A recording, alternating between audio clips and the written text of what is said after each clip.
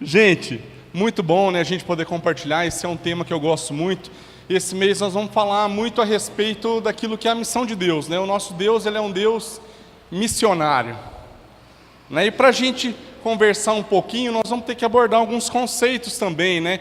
Vamos construir algumas informações e vamos desconstruir talvez outras, né? Para a gente entender aquilo que realmente é a missão de Deus, né? Aquilo que realmente é a missão do nosso Pai. Está aí um texto que a gente sempre utiliza para falar sobre isso, né? É Mateus 29, versículo 19, às vezes a gente leu 20 também, né? Certo? Só para a gente lembrar aí, pode abrir as suas Bíblias, nós vamos lê-lo, né? 29.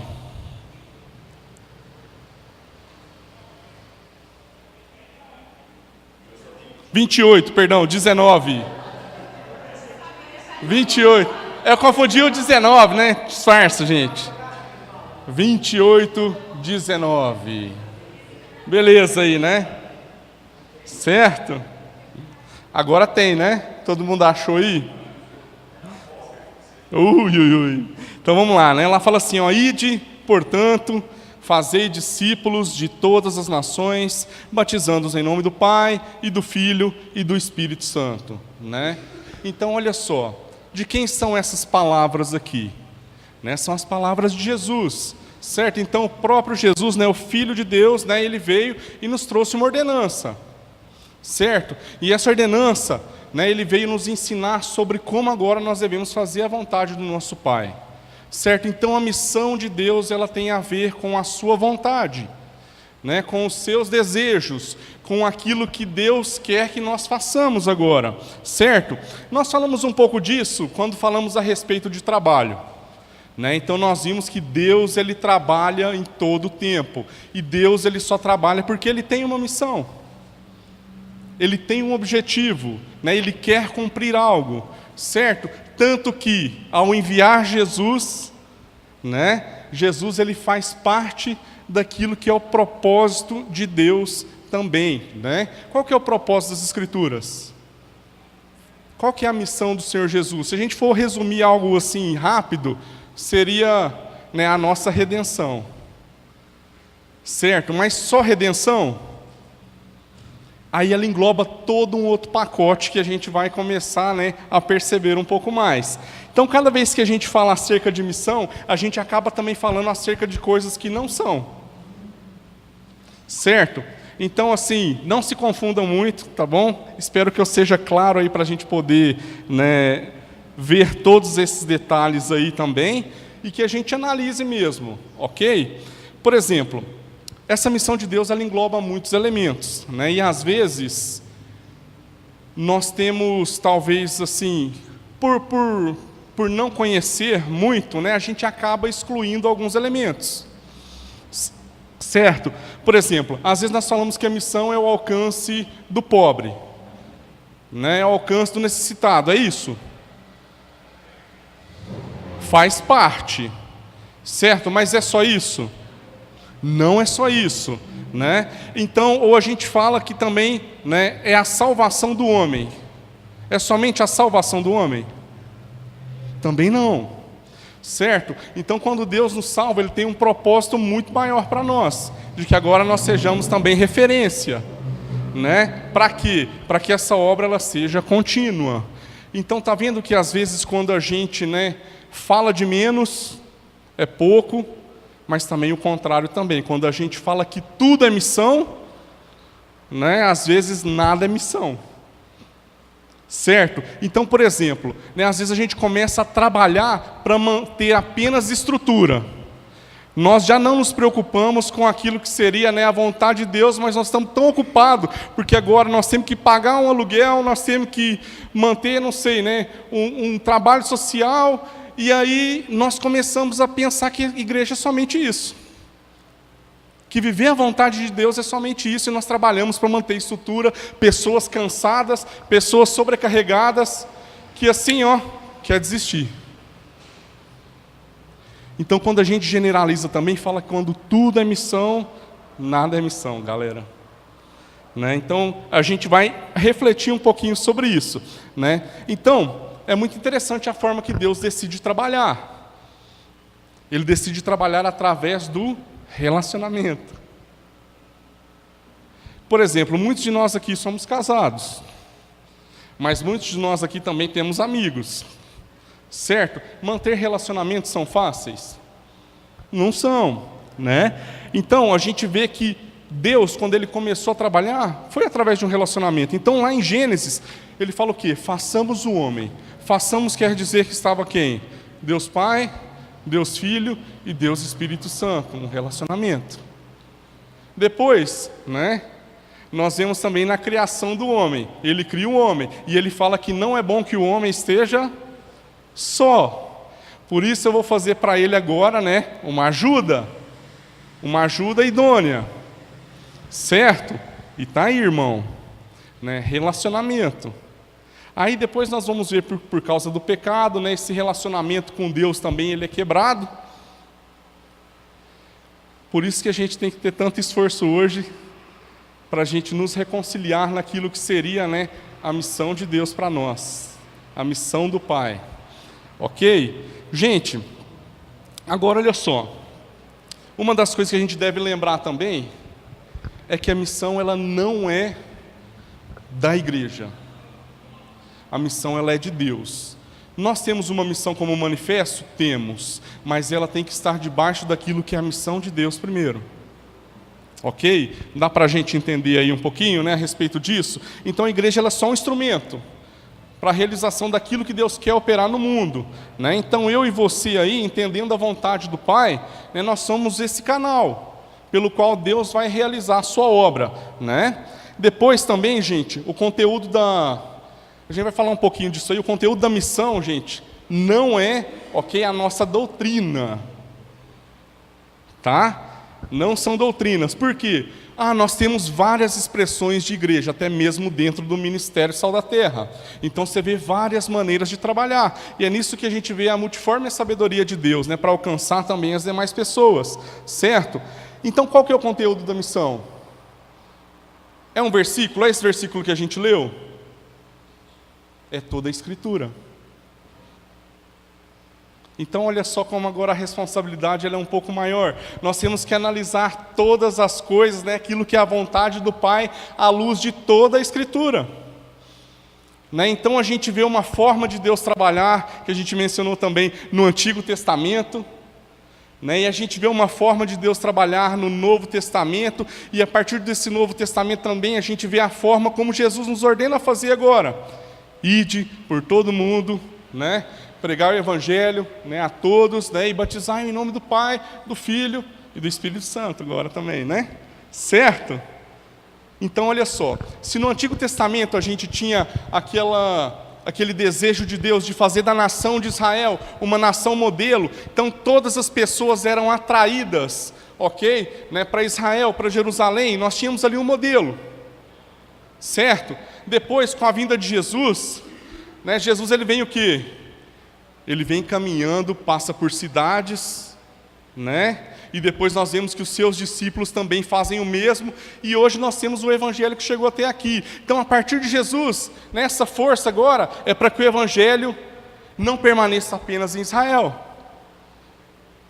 para que ele agora possa alcançar outras pessoas, assim como alcançou a gente. Certo? Então nós temos dois caminhos aí, olha que interessante. Né? E é isso que Deus quer fazer, através do modelo que Jesus nos deixou, é agora o caminho que nós devemos trilhar. Né? E eu lembro, gente, de um texto que está em João 4 também, nós falamos muito daquela questão da samaritana. Hoje nós vamos abordar um outro aspecto também. Tá? Lembrando, o foco da missão de Deus não é a igreja, é o mundo. Certo? Então olha só, todo mundo lembra da história da samaritana lá do poço de água? Lembram? Sim? Beleza. João 4,34 tem um versículo muito interessante, né, que eu comecei a meditar um pouquinho sobre ele. Lá fala assim, né, não dizei vós que ainda há 4 meses até a ceifa, né, até a colheita? Eu, porém, digo, Erguei os olhos e vede os campos, pois já branquejam para a ceifa, para a colheita. Gente, eu comecei a pensar, falei assim, gente, é verdade, né? Se você olha, você sabe que aquilo lá ainda não está maduro. Né? Então você fala assim, não posso colher. Mas de que colheita Jesus estava falando aqui? Olha só que interessante, a gente pega aqui, né, nós vemos que a mulher ela foi e falou daquilo que Jesus anunciou para ela em toda a cidade. Quem que era a colheita pronta para ser colhida ali? Os samaritanos. Certo? Então, gente, é muito interessante.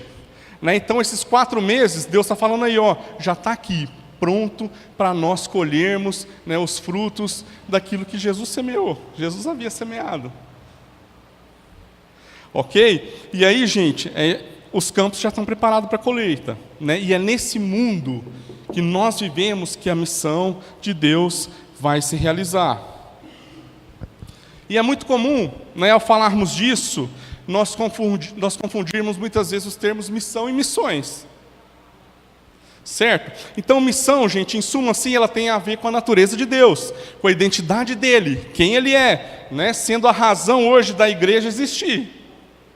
Nós existimos porque Deus tem uma missão. Né? Agora, missões, gente, tem a ver com uma das responsabilidades da igreja, que é alcançar quem? Né? Outros povos, ou até mesmo o nosso povo. Né? Então, aí, nós já vamos vendo também uma perspectiva a respeito da palavra missionário. Quem é missionário? É só uma pessoa que vai para outro lugar? Todo mundo, galera. Então agora, olha só, a responsabilidade ela aumenta. Uma vez eu vi uma pregação de um cara que ele estava num congresso, eu não lembro o nome dele agora, e ele falou assim, né? Tinha acho que mais de 3.000 pessoas, né? Quantos aqui são missionários? Né, ele perguntou, levantem as suas mãos. Só uma pessoa levantou. Só uma pessoa havia levantado, né? Ou seja, às vezes nós temos entendido que nós não temos essa responsabilidade. Mas agora trazendo a consciência de que cada cristão, cada novo nascido na fé, ele é agora um missionário, né? Ele é agora um enviado aí de Jesus para proclamar as boas novas. Isso muda totalmente a nossa perspectiva de ver e de fazer as coisas, porque a responsabilidade não é de quem está aqui, só na frente, às vezes falando, ela é de toda a igreja. Por isso, não há diferença entre eu e você. Nós somos, né, peças fundamentais que Deus quer utilizar para a realização da sua obra. Né? E é legal. Porque, por exemplo, a gente assim, né, não tem uma estrada tão longa, mas a gente também não é tão novinho assim, né? Já tem até barba branca, né? Certo? A gente lembra de muitas histórias, né? Cabelo também, né, gente? Então, por exemplo, muitas vezes, né, muitos amigos que andaram com a gente falavam assim, eu tenho um desejo missionário, né, de estar em tal lugar. Gente, andando com a gente aqui, né? E nós falamos assim, beleza, tenho desejo, massa, né? Agora olha só, o que é que nós estamos fazendo aqui na realidade onde nós estamos? Eu trabalho aqui, eu faço as coisas que Deus também mandou fazer, que eu já tenho claro das Escrituras no local onde eu estou? Gente, uma semente que não dá fruto, ela não serve para ser plantada em outro lugar. Não serve. E outra coisa, se Deus realmente chamou para você estar em um outro povo, como eu estou me capacitando para poder fazer essas coisas também? Deus realmente chamou? Ou você vai esperar que tudo caia do céu de um milagre, né? Nós temos responsabilidade com aquilo que agora é a missão de Deus para nós. Se nós temos entendido as coisas de Deus, vamos caminhar segundo ela, né? Certo, gente? E tem um cara que ele chama Brian McLaren, que ele fala assim, todo cristão é um missionário, e todo lugar é um campo missionário. Olha só que frase legal. Então, gente, o lugar que a gente está, o nosso trabalho, né, ele é esse campo. Tá bom? Então essa é apenas uma, né, das faces daquilo que seria a missão de Deus. Então é fundamental a gente entender isso, porque isso vai determinar o que nós vimos lá no Antigo Testamento, determina o que a gente viu a respeito de Jesus também, e vai determinar aquilo que é da igreja a partir de agora, né? Certo? E aí, gente, é interessante. Eu queria trabalhar algumas dimensões, né, que elas precisam ser reconstruídas. Tá bom? Através daquilo que é a missão de Deus. Primeiro, Deus quer restaurar, né, o relacionamento dele com o ser humano. Correto? Então, olha só, nós estamos colocando peso aí dentro da missão, aquilo que seria a palavra relacionamento mesmo. Tá bom? Então, pela queda, essa proximidade ela foi quebrada, né? E agora nós temos a responsabilidade, ok, de restaurar essa relação. Então vai custar para todo mundo agora. Certo? Outra coisa, né, que Deus quer restaurar, do ser humano, certo, com o próximo. Então, se a gente não se relaciona bem com Deus, consequentemente a nossa relação com o próximo é afetada. Gente, eu ia ler uma frase no final, mas eu vou ler agora, tá bom? Deixa eu só ir para frente e depois eu volto para trás. C.S. Lewis escreveu uma frase muito interessante que eu li essa semana, que ficou assim, muito marcado no meu coração, né? Ele fala assim, ó: quando eu aprender a amar a Deus mais do que meus entes queridos, eu amarei meus entes queridos mais do que os amo agora. Certo? Mas se eu aprender a amar aos meus entes queridos em detrimento de Deus ou em vez dele, me aproximarei do ponto que não terei nenhum, né, amor pelos meus entes queridos. Quando colocamos o mais importante em primeiro lugar, aquilo que vem em segundo não é reprimido, mas é aumentado. Gente, eu comecei a pensar, né, e muitas vezes quando a gente fala de Deus restaurar a nossa relação com o próximo, né, olha só, nós estamos falando agora de uma base. Certo? Muitas vezes nós queremos achar resposta nesse plano aqui. Nós queremos achar resposta no horizontal para a gente resolver todas as coisas. Mas para a gente realmente viver a missão de Deus, nós temos que viver primeiramente uma missão vertical. Porque tudo aquilo que a gente receber do alto, meu irmão, ele vai ser utilizado aqui, no horizontal. E muitas vezes das nossas crises e dos nossos problemas, e da nossa maneira de relacionar uns com os outros, ela vai mudar. Não tem jeito. Não tem jeito da gente dar aquilo que a gente não recebeu. Não tem jeito da gente repartir aquilo que do alto não nos foi dado, irmãos. Então nós temos que começar a pensar diferente. E quando C.S. Lewis disse isso, gente, eu fiquei assim impactado mesmo. Porque olha só, se a gente ama a Deus em primeiro lugar, os nossos relacionamentos, a maneira e a intensidade de a gente agir agora, ela não vai ser reprimida, ela vai ser aumentada. Mas se a gente faz o caminho contrário, vai chegar um ponto que nós não vamos dar conta. E aí nós vamos falar assim, não, a missão de Deus ela é pesada demais para mim.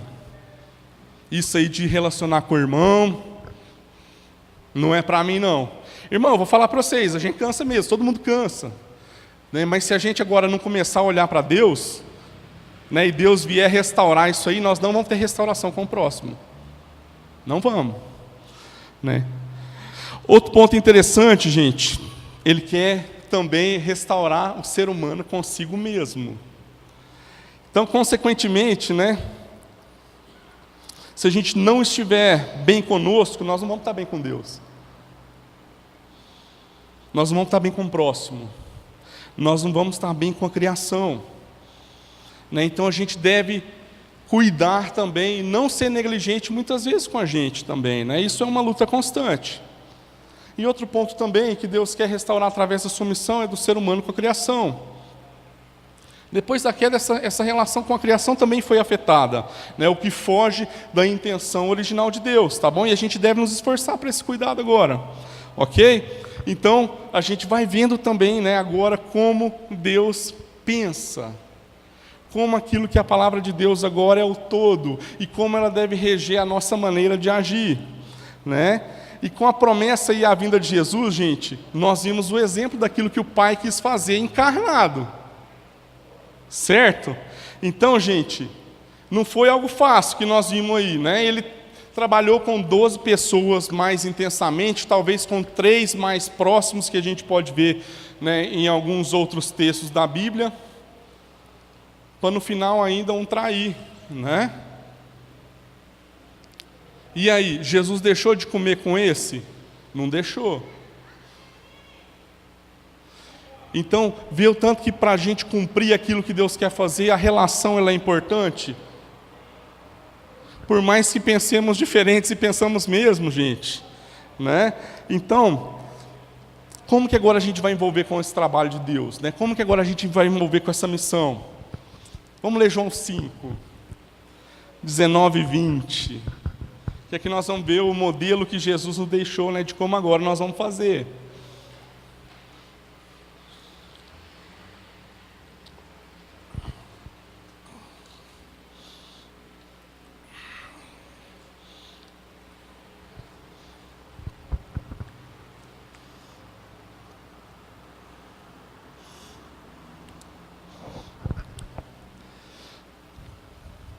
Então lá fala assim, né?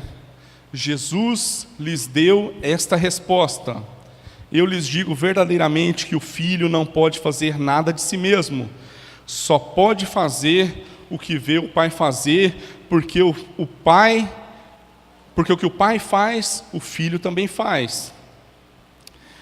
Pois o Pai ama o Filho e lhe mostra tudo o que faz. Sim, para admiração de vocês, Ele lhe mostrará obras ainda maiores do que esta.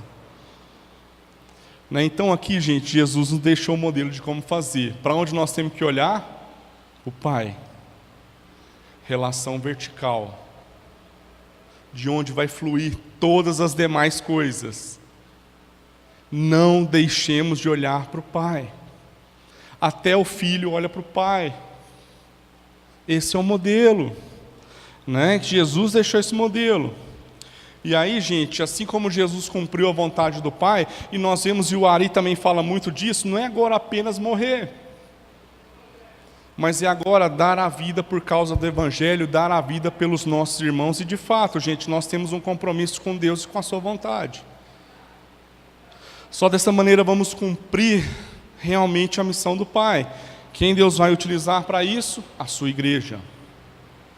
A sua igreja é uma perspectiva missional, tá bom? Que se envolve completamente com aquilo que é o desejo e a vontade de Deus neste mundo.